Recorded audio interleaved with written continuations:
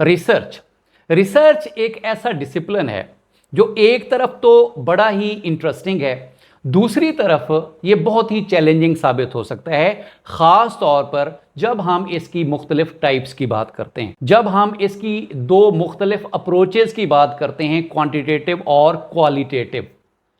इन सब को जब हम अलहदा-अलहदा पढ़ते हैं तब तो ज़्यादा आसान लगता है, लेकिन जब इनको हम मिक्स करने की कोशिश करते हैं तो कंफ्यूज हो जाता है आदमी कि जो मैंने रिसर्च टॉपिक चूज किया है उसका जो टाइप बाय पर्पस क्या है, टाइप बाय मेथड क्या है और अप्रोच इसके ऊपर क्वांटिटेटिव है या क्वालिटेटिव है।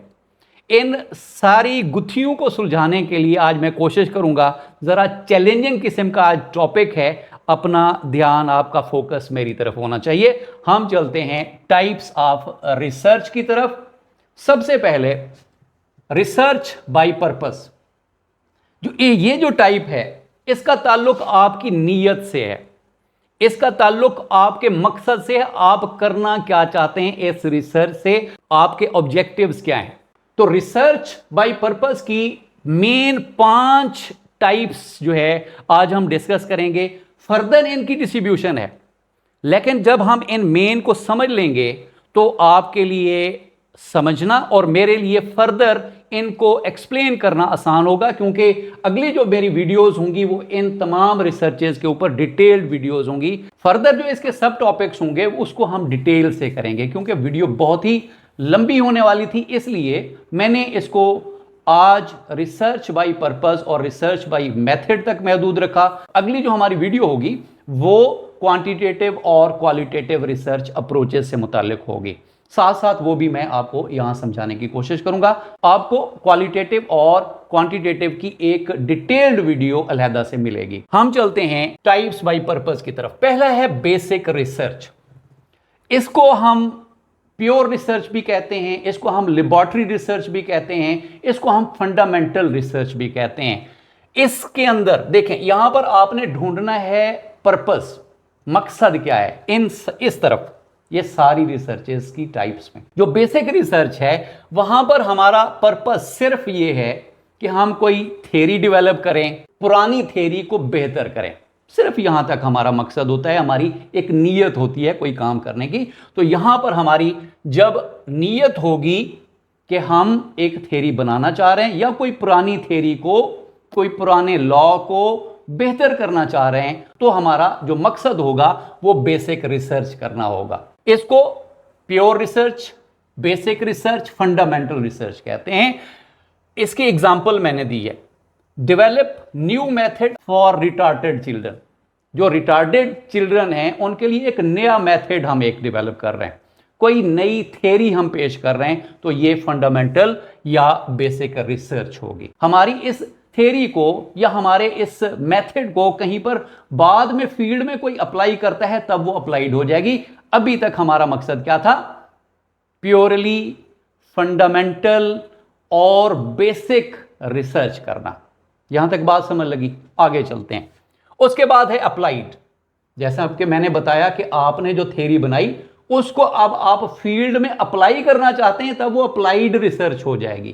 थ्योरी पहले बनी पड़ी थी, तो to apply are test theory in the field to solve educational problem. आप कोई थ्योरी उठाते हैं या कोई ऐसी थ्योरी डेवलप करना चाहते हैं जिसमें आपकी नीयत फील्ड में, स्कूल्स में, इंस्टीट्यूशंस में, स्टूडेंट्स पे, टीचर्स पे अप्लाई करना है, तब वो अप्लाइड रिसर्च हो जाएगी। और जैसे इसमें मिसाल दी है, develop new method to apply in school. अब आपकी नीयत एक नया मेथड बनाना, लेकिन स्कूल में इंप्लीमेंट करना है आपका। आप बेहतर अचीवमेंट चाहते हैं तो नया मेथड डेवलप कर रहे हैं, यहां तक मकसद है, तो आप पीछे रह जाएंगे बेसिक रिसर्च तक। अगर मकसद आपका उससे थोड़ा आगे है कि आपने उसको अप्लाई भी करना है फील्ड में, बहुत सारे स्कूलों में या एक सिस्टम के अंदर, तो तब आप अप्लाइड रिसर्च के अंदर दाखिल हो जाएंगे। उम्मीद है ये दो आपको क्लियर होगी। अब हम आगे चलते हैं जी, एक्शन रिसर्च।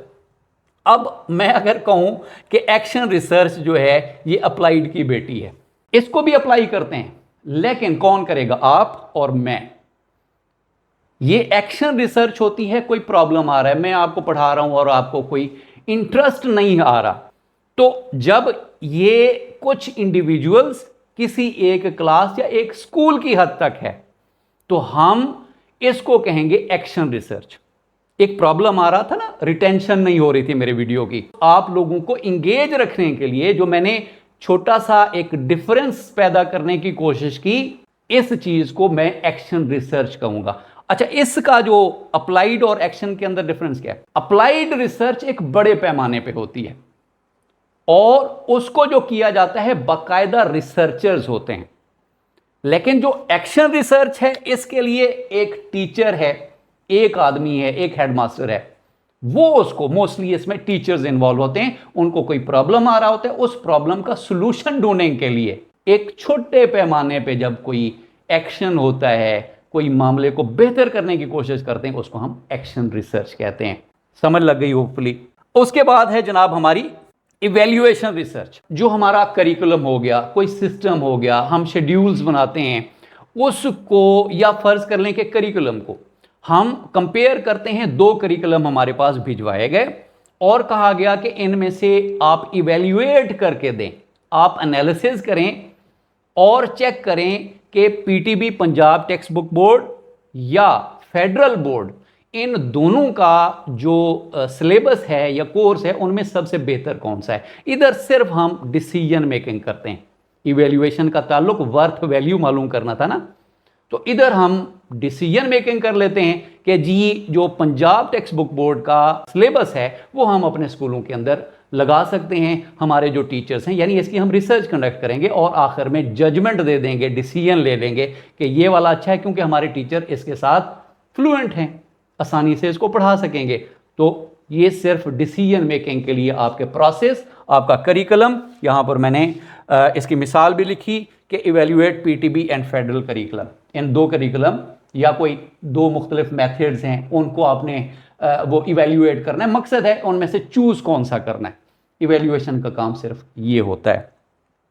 आखिर में है research by purpose, R&D, research and development. Mostly universities के अंदर, बड़े इदारों के अंदर ना रिसर्च एंड डेवलपमेंट डिपार्टमेंट्स होते हैं।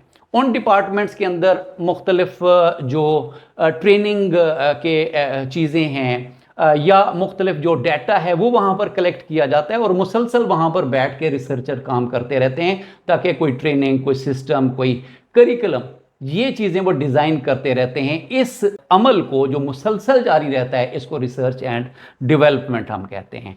इसका मकसद क्या होता है? टीचर ट्रेनिंग हो गई, कोई इम्प्रूवमेंट हो गई सिस्टम के अंदर, तो ये ख़ास तौर पर डिपार्टमेंट्स होते हैं। उन डिपार्टमेंट्स में ये मुसलसल एक अमल होता है जिसको रिसर्च एंड डेवलपमेंट कहते हैं। अब इधर हमारी नीयत थी रिसर्च बाय पर्पस तक। आगे हम देखते हैं कि रिसर्च बाय मेथड, इधर हम अपनी नीयत को किस तरीका कार के जरिए इंप्लीमेंट करना चाहते हैं। इधर नीयत है क्या करना चाहते हैं, इधर मेथड है कैसे करना है, उधर तक पहुंचना कैसे है। अब मेथड है जनाब हिस्टोरिकल रिसर्च के, इसमें मेथड लगाते हैं हम हिस्ट्री को, उसके इवेंट्स को, उसके मुख्तलिफ जो डायनेमिक्स हैं उनको रिसर्च करते हैं, उनको फाइंड आउट करते हैं। यहां पर प्राइमरी और सेकेंडरी डाटा उसके जरिए, प्राइमरी और सेकेंडरी के जरिए, यानी मैंने मेथड की बात की ना, तो प्राइमरी सेकेंडरी डाटा के जरिए हम हिस्ट्री के इवेंट्स एक्सप्लोर करते हैं। तो यहां पर है जनाब course taught in 5th grade from 1950 to 70, ये 5वीं में कौन कौन सी किताबें पढ़ाई जाती थी 1950 से लेकर 1970 तक। तो ये हो गया जनाब हमारी हिस्टोरिकल रिसर्च। इसमें प्राइमरी और सेकेंडरी डाटा का मेथड पढ़ रहे हैं, तो हम प्राइमरी और सेकेंडरी डाटा यूज करेंगे इसके अंदर और पास्ट इवेंट्स को हम इवैल्यूएट करेंगे और कंक्लूड करेंगे कि फ्यूचर में या प्रेजेंट में हम इनका इस्तेमाल कैसे कर सकते हैं, इनसे कैसे सीख सकते हैं। हिस्टोरिकल मेथड इस मकसद के लिए होता है। दूसरा है जी डिस्क्रिप्टिव मेथड। इस मेथड के जरिए कौन सी चीज कैसी है हम बताते हैं। इट डिस्क्राइब्स प्रेजेंट स्टेटस, अभी कौन सी चीज कैसी है, एटीट्यूड लोगों के कैसे हैं, ट्रेंड्स क्या चल रहे हैं, it don't experiment cause and effect, इसका ताल्लुक इससे नहीं है कि क्या क्या वजूहात उसके अंदर, मतलब आप कोई इंडिपेंडेंट वेरिएबल मैनिपुलेट नहीं करते, आपने सिर्फ देखना है, आपने उसके अंदर इंटरवेंशन कोई नहीं करनी, आपने सिर्फ फैक्टर्स को एनालाइज करना है, आपने देखना है कि कौन से जो फैक्टर्स हैं वो किस चीज को इन्फ्लुएंस कर लेते हैं। आपने इंटरव्यूज करने हैं, क्वेश्चनियर वगैरह बना सकते हैं, ओपिनियनियर आप इसके अंदर यूज कर सकते हैं। तो how do student feel if punished, तो बच्चों का क्या स्टेटस होता है, उनकी फीलिंग्स क्या होती हैं, ये हम डिस्क्रिप्टिव रिसर्च के मेथड में मालूम करने की कोशिश करते हैं। Experimental research, it manipulates variable to test cause and effect, ये कॉज एंड इफेक्ट का आपस में रिलेशनशिप मालूम करने के लिए कंट्रोल्ड एनवायरनमेंट के अंदर जो वेरिएबल का हम इस्तेमाल करते हैं, इंडिपेंडेंट वेरिएबल का, हम देखते हैं डिपेंडेंट वेरिएबल के ऊपर क्या असर हुआ।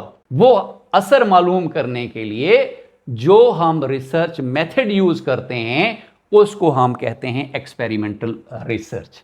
To measure effect of independent variable on dependent variable, के इंडिपेंडेंट वेरिएबल क्या है कि जनाब आप जो है ना वो एक नया टीचिंग मेथड कंट्रोल्ड एनवायरनमेंट में आपने 100 बच्चों को एक नए टीचिंग मेथड के जरिए पढ़ाया, दूसरी तरफ जो दूसरा 100 बच्चा है वो कन्वेंशनल मेथड के जरिए पढ़ा रहे हैं, टाइम ड्यूरेशन दोनों का एक है, कंट्रोल्ड एनवायरनमेंट है, दोनों बाहर से कोई चीज़ इन्फ्लुएंस नहीं कर रही, दोनों के अंदर आपने रेंडमाइजेशन भी कर ली और एक्सपेरिमेंट किया आपने 3-4 महीने के बाद, फिर आपने उनका टेस्ट लिया और अचीवमेंट का डिफरेंस आपने निकाला।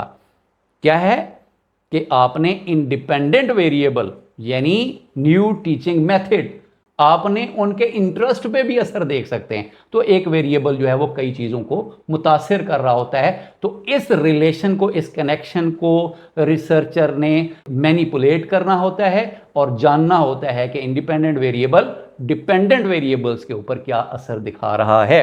एग्जाम्पल है impact of PBL on students achievement, कि आपने 100 बच्चों को पीबीएल से पढ़ाया, दूसरे 100 बच्चों को कन्वेंशनल मेथड से पढ़ाया, एक खास ड्यूरेशन है, कंट्रोल्ड एनवायरनमेंट है, उसके बाद आपने दोनों का टेस्ट लिया और उनके दरमियान आपने डिफरेंस मालूम किया और फिर कंक्लूड करेंगे कि जो पीबीएल है वो बेहतर है कि नहीं है। तो आप इंडिपेंडेंट वेरिएबल का जब असर देखना चाहते हैं तो आपका एक्सपेरिमेंटल मेथड होगा। ये था आज का हमारा टॉपिक। इसके अंदर हमने पढ़ा types of research by purpose और types of research by method. अगली वीडियोस के अंदर हम मिलते हैं, तब तक के लिए थैंक यू वेरी मच।